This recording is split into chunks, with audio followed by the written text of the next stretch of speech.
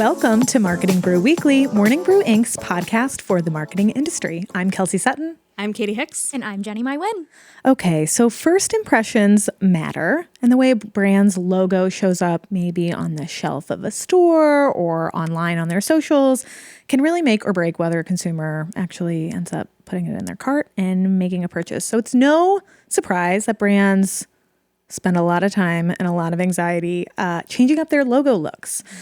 Sometimes to great success, other times ultimately not so much. But changing a brand logo, as you both know, is way easier said than done. So often it gets people talking for all the wrong reasons. People get mad. It goes back to what it once was. Lots of money spent for ultimately no effect. So we wondered, when is it actually worth messing with your brand's most iconic imagery? And I had you both, and I also pulled together some logo makeovers from recent history that we thought were the good, the bad, and the plain ugly. Yeah. Sorry to be rude. We've got some thoughts, but you'll have to stick around to the end of the episode to get all of our in-depth thoughts on what makes a good brand logo change and what makes a bad one. Absolutely. But first, we are less than 2 months out from our annual Marketing Brew Summit, which is returning to New York for the 5th year in a row on September 30th. Yeah, and the whole Marketing Brew team will be there. So the three of us are other colleagues that help make the newsletter possible. And then we'll have top marketers from all the companies that you probably care about. Places like Netflix, Pinterest, Reddit, Oatly, Shark Ninja, Major League Soccer. I could keep listing more and more and more. Lots of people. We'd love to see you there. And you can find more info about tickets on marketingbrew.com or in our show notes. Okay, so we have lots of examples of good and bad brand logo changes to dig into. Before we actually get into the nitty gritty, let's talk about why brands actually change their logos in the first place. I feel like it's digging into the why is important because like the logo is what people connect with and how people like recognize your brand, right? So why on earth would you mess with it in the first place? I feel like sometimes it can be in response to like we have a whole new era. We have like a new leadership team. We're responding to some sort of like backlash or something. Like we're signaling that we are in a completely different era of the brand. Mm-hmm. That's one example. Yeah, and I think that some of the new era often comes with like a modernization effort. I feel like we saw some brands sort of simplify their looks when the digital experience got way more important. Like your logo looks different on a mobile phone than it does on a cereal box. Yeah. So we sort of see that, and I think it's sort of a shorthand for we're with it. We're not stuffy and old fashioned. We're new, and that of course comes with this whole set of considerations.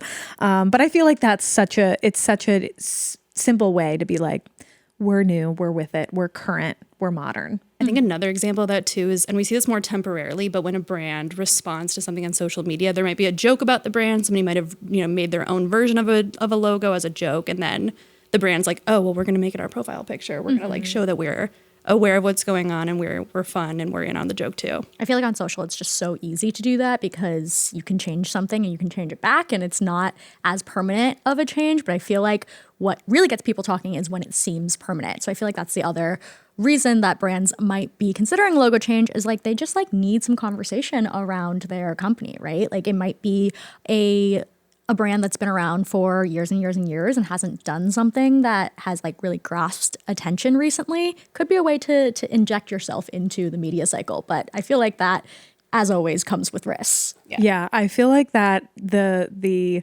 choosing to do it for the press with the press plan to support it. But again, it's sort of like, who is the audience? Is the audience with a big press push to drum up conversation to attract new consumers, right? Because I think a big choice here too is we need to expand our market. So we need to make the brand and the logo more attractive to a different set of customers.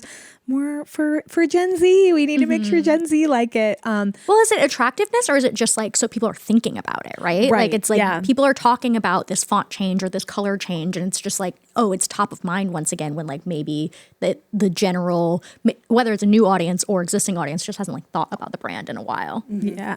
But I think there are some risks with it too. Like Kelsey, when you're mentioning the digital age, something that I've reported on is like the concept of blanding, which is when brands take design elements away from their brands and their logos and they show just kind of a more simplified version of what people are used to. And that's in response to like this concept of making it easier to switch the colors online and like making it easier for the graphic designers to tweak things. And post it on, your profile picture or overlay it on top of a different image. But it does, like, the term blanding comes from this concept that everything looks pretty bland now. Like things look kind of similar and like reductive in a way. Yeah. And I think that often you see with blanding, you see like brand logo copycat syndrome sometimes, right? There's some new brand in a category that everybody's really interested in. And then maybe some legacy brands are either bad timing, they release their new simplified thing, or in response to that, because they want to attract some of the consumers interested in that new brand, say, let's do our logo, make it look a little similar. You know what I mean? And I think that that can create a sea of sameness. And of course, the last thing a brand wants to be is the same as everybody else. So many brands have gone from a serif font to a sans serif font. Like, so many brands have just simplified their font choice and stuff. And it's like, we can't all be in Helvetica. Yeah. Although that's so funny because a couple years ago, it was like everybody wanted to be sans serif, simple. Like I feel like lowercase, big, bubbly sans serif like looked every It was brand of the did moment. that. Yeah. Yeah. And now we're like a little bit more, I feel like a serif is a little bit more analog. It's like we're retro. So true. Throwback. Yeah. I think it's interesting too when this can like kind of create the same look across like an entire industry. I think a lot about the like general AI and tech industry ads that like I personally see a lot like in the subway, or like I'm looking up on the banners that are on the subway or just like on the platforms. It's like I don't even actually have to read what this ad is, but just the look of the font and the logos. Like I'm not actually retaining what the company is, but I know that it's a tech company. And that like is kind of creating the opposite of what I think a logo should do. It's like I should have like a distinct image of what this company is, and instead I'm like, oh, you're all tech. Like, Well, it's kind of like how tech. there's a thing written, I think it was in The Verge, about how like all the like AI companies use that one little like sparkle emoji symbol for their AI. Yes, Like yes. Gemini uses it, and like all these different brands are using like, yeah, it's this concept of like sameness. Like you're all adapting the same brand identity. Yeah, but it's also shorthand. So you see that and it's the same, but you definitely know what it is. Yep. Yeah, so perhaps these companies actually do need to change their logos. And like, let's suggest that for them. But I think, Katie, your point about blanding, I also think that there's a real risk for brands that have a longer legacy when they mess with their logo of scrapping something that a consumer maybe doesn't even know that they love. But as soon as it's gone, they realize, wait, that was my favorite thing about it. Or that was the thing that identified it for them. When, again, I keep thinking about a store, but I think about consumer behavior. You go into a store, sometimes you're in the mood to like look around, browse. Other times you're like, I'm in, I'm out. I'm looking for I'm the here to get logo one so I can thing. get the one thing I Yeah. need because I'm loyal to that brand and that product. Let me get out of there. And if you're suddenly like stopped in front of the orange juice section and you're like, oh, Yeah. where's my thing? Where's my go-to orange Yeah. juice? Yeah, I feel like, there's like same look or like new look, same great taste is such a great like line in the grocery category. But I think that I'm like, why change the look necessarily? Like Don't fix what's not broken. Like, Right. like just leave it as it is. It's been working for a long time. Sometimes like that's to your brand's benefit. Yeah, absolutely. So we have talked a lot about kind of the pros, cons, but let's get into some of the examples. I asked both of you to bring a hit and a miss to kind of go through what this actually looks like in practice. So Katie, maybe we can start with you. What do you think is a brand logo change that really was successful in your opinion? My first hit is the Levi's World Cup logo change. This was a temporary one, but during the World Cup, Levi's was forced to cover their logo on Levi's Stadium in San Francisco. And in response, they changed their logo on social media to this like white banner overlaying the Levi's logo. And it got a lot of media attention. It kind of created like a Streisand effect where by covering the logo, people started talking about it more. And I think the brand did a really good job of capitalizing on this moment. They were selling t-shirts that had the covered logo. People were applauding them for kind of leaning into this. And I think it was just a good opportunity for them to show like, we're in on this. Like we didn't have any say in it being covered, but we're going to, be part of this moment of talking about it. Wait, explain the Streisand effect to me. I've never heard this term before. It's basically like, so this comes from Barbara Streisand trying to take down images of her house that had been taken by like drone or like Google Images or something like that. She was trying to get her house removed from Google Images. And in effect, people started Googling her house. Amazing. And now everybody in the world knows what Barbara Streisand's house. Yes. So that's the thing. So like by trying to conceal it, it created more conversation about it. So it's like if she had just said nothing and done nothing, then no one would have really cared. Like what were the odds of people were searching Barbara Streisand's house? Right. But similar thing with Levi's, where it's like the logo got concealed by the World Cup, but in effect it led to this huge brand moment for Levi's. Yeah. I think this is such a good example because I think it's a great example of like working with the circumstances, right? Like they didn't choose to have to remove their logo, but by complying with the outside circumstances that they had to and like turning it into something that they could also own, it makes it a joke, it makes it interesting, and it's not just like, oh, like we had to like turn over to what FIFA wanted to do here, and like we still have ownership over this very important brand asset, and like we are not letting you kind of like bully us into like just taking this off, even though they did exactly what they needed to do, but they still controlled the conversation. You know what I think too about this is it's such proof of the value of a really recognizable brand logo shape. Yeah, true. I feel like a circle would not have hit as hard. Right. Like if you don't have that iconic shape that consumers are familiar with and can see it and immediately kind of identify, you don't have the ability to play in that space. Obviously, Levi's was able to do that malicious compliance and show that shape, but understanding and actually recognizing, no, that actually is a brand asset.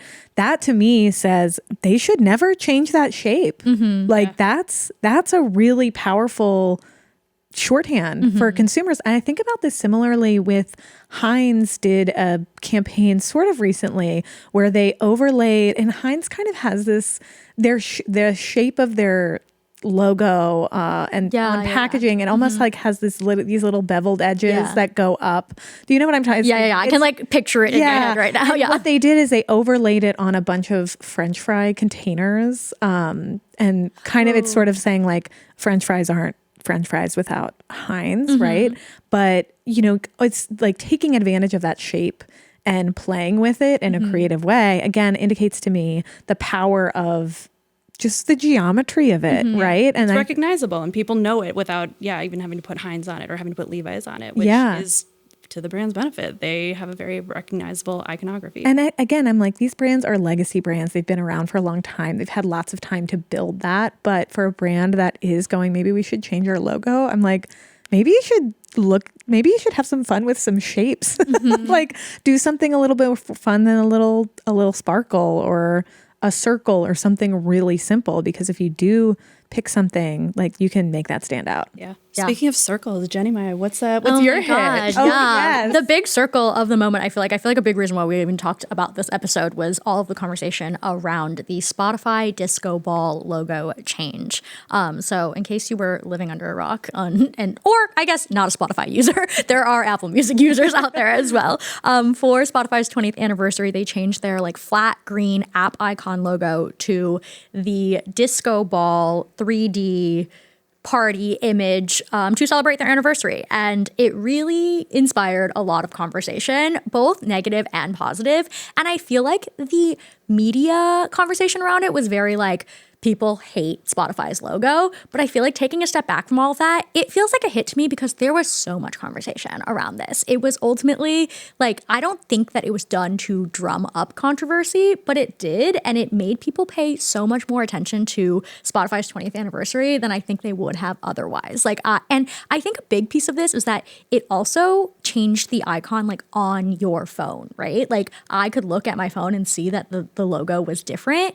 And it kind of reminds me of like when Apple like put the U2 album on all of our phones and we were forced to talk about it. Like there's something there of like, oh, like there was like an individual like activity element to this rather than just like Spotify changed the logo like on their own, like on social. It created a collective moment because it's like whether you upgraded your app or not, it kind of just like auto upgraded. You were part of it. You saw it. Yeah. Like, you open your phone and you're like, what is that? Oh, that's Spotify. Right. Yeah. And I think that like we talked about like a big reason why brands do change their logos in the first place is to drum up this conversation, and conversation can be good or bad. And I think that you have to just like roll with the punches. I think something else that Spotify did that was smart is that it was always meant to be a temporary change, but I don't think that was super clear from the beginning. beginning. I don't know if that was intentional on their part, but if it was, I think that prolonged the conversation for a lot longer than it would have gone.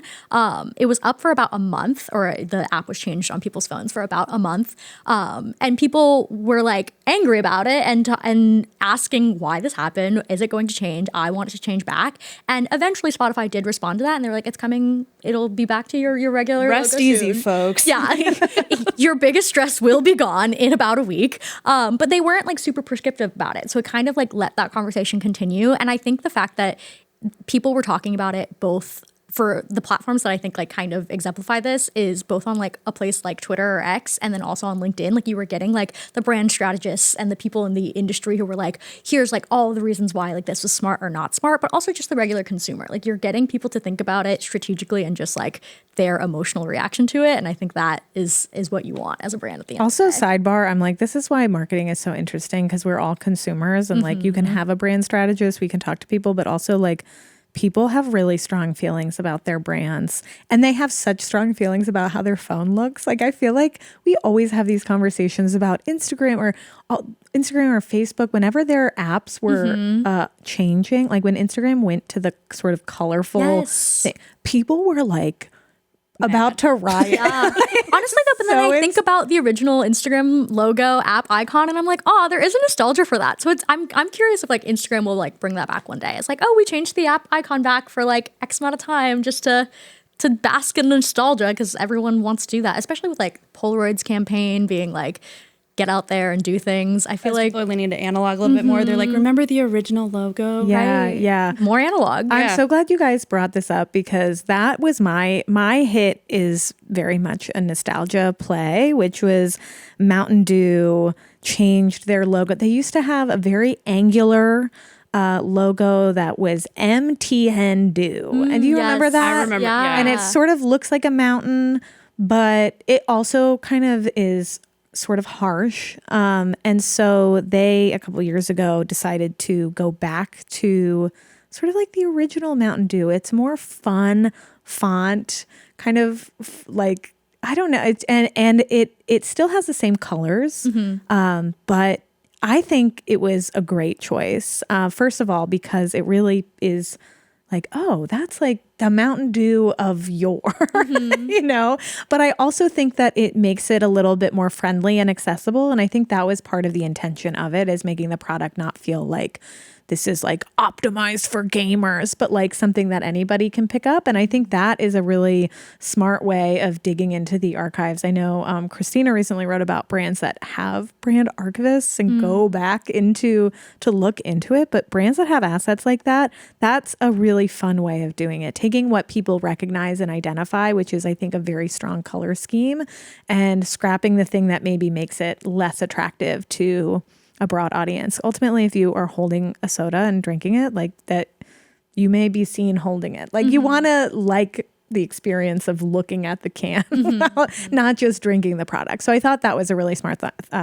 choice. I think that kind of demonstrates the opportunity that brands have too when they do have really distinct colors. Like having like the neon green like allows you to play with a lot more elements while still retaining like the brand identity and that recognition that a regular person will still kind of fire when they see it. But like if you were playing with like neutrals and like a blue that everyone else uses, like you have to hold on to like what you originally got people to recognize for you. So I think that's something that like that brands should consider too, is when they are like branding themselves and picking like their brand identity, like something like that, like really distinct color. I mean, like the power of Barbie pink and Brat summer, like that was like so rooted in those like really, really like iconic and like frankly neon colors. So I think there's something interesting there too with like Mountain Dew's green being like that. Feels like if I had to look up the hex code, like it would say Mountain Dew in there.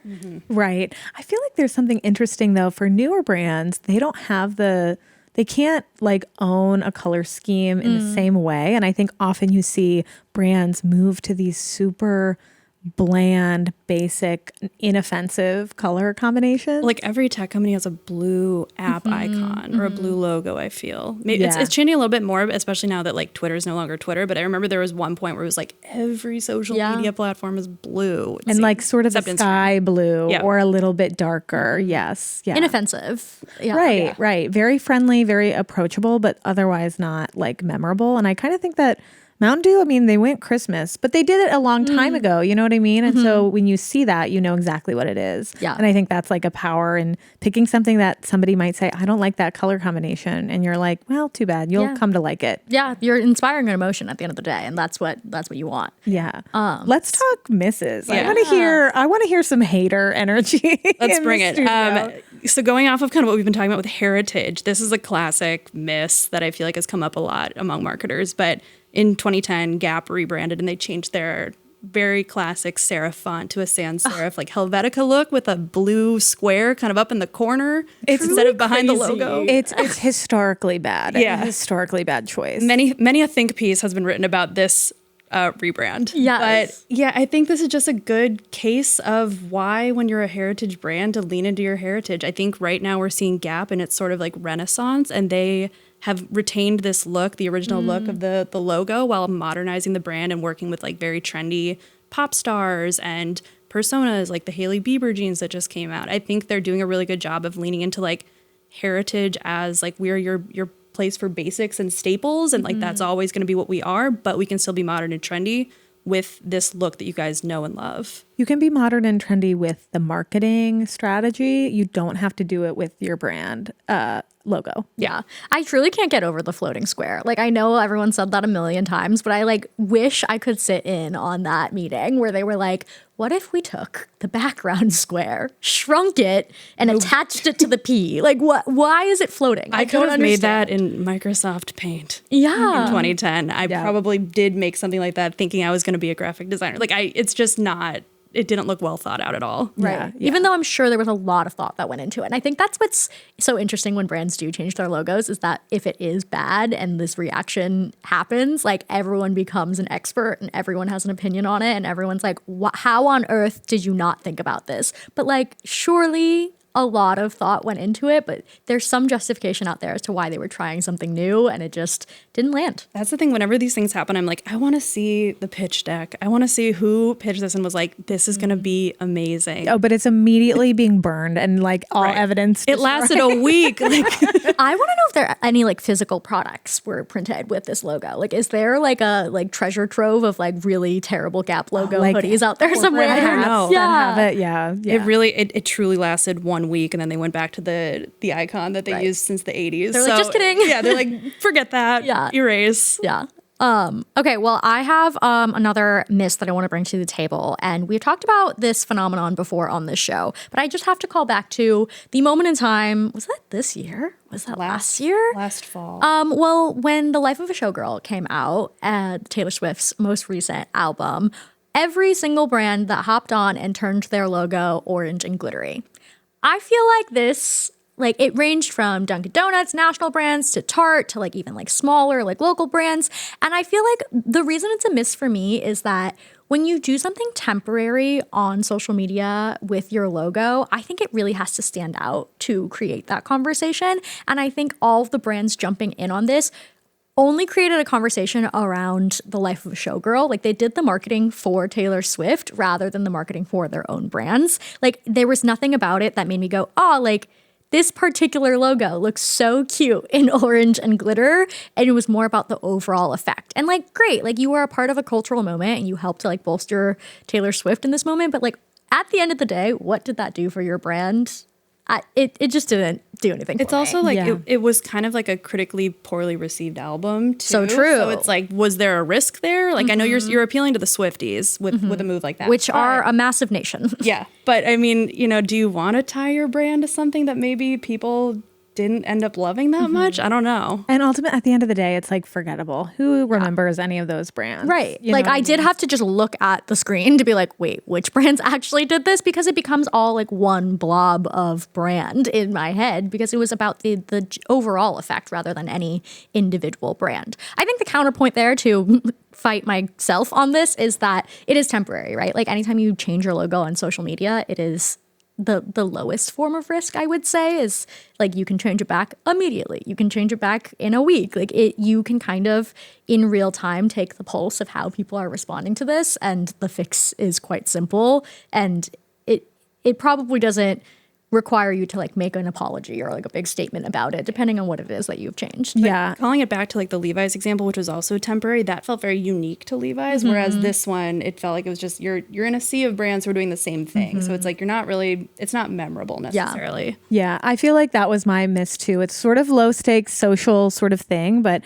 there is a TikTok creator named Emily Zuge, and she's very funny, and she just is like graphic design is my passion, sort of fake brand. Like she does. She's been doing it for 5 years. Yes, I looked it up. I was like, she's still doing it. Still doing it, but she'll take a brand that's well known and then we'll give it like a comically horrible makeover, like on her iPad. And it's like very funny and silly, but something that we often see is brands in the comments of any of these videos being like, do us next. Oh my God, please do us next, so they can change it. And I understand there's the goal of like, we want to be part of this conversation. We want to be seen as humorous and funny and current, etc. But I find that to be like, I just like, I think maybe it's just like the begging in the comment section. It's a little cringe. Yeah. It also kind of feels like a brand echo chamber. Like when you go on the post, it's like all brands in the comments. I'm like, do us next, do us next. And then I don't know, a lot of them are paid posts too. And I'm like,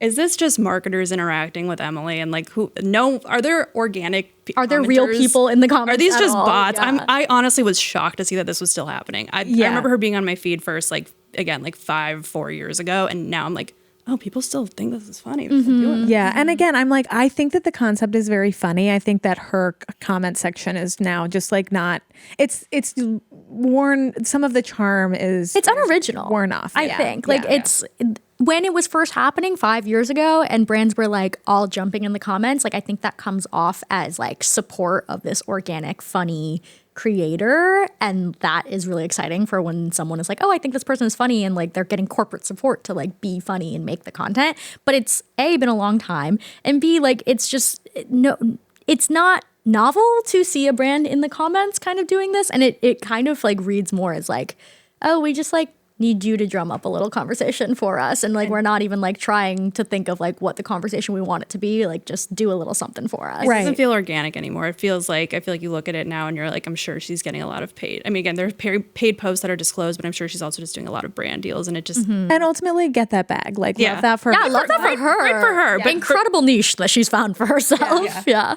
But I do think that like there are ways to do a fun or funny like brand makeover that maybe feel a little bit more current or relevant or even like mission driven. Like if you had a kid do it because you're donating a bunch of money to like some organization that supports children. I don't know. I'm inventing that. No, but I think it's an interesting one. There could be ways to do it in a way that is like says something new. Yeah, definitely. I think that's like kind of the root of the conversation, right? It's like mess with your logo when you have a reason to be doing it. Like don't be just doing it to like hope that people have a reaction, because you can't control what that reaction is going to be. Yeah. Right? So I want to know, are there brands that you really want to see change their logos? You're like, please, it's time. Oh my gosh. This is logo applicable and also just like overall brand applicable, but I hate X. I want it to be Twitter again. And I think the X logo is so ugly. It is a really ugly one. It does kind of look like, it looks like what I would like draw in my notebooks, like when I was doodling in class, and that someone just took that and was like, yep, that's what this corporate logo is now. And it's so generic, like the just saying like, oh, I'm going on X just doesn't, I don't know, there's no brand identity to it. It just feels very blah.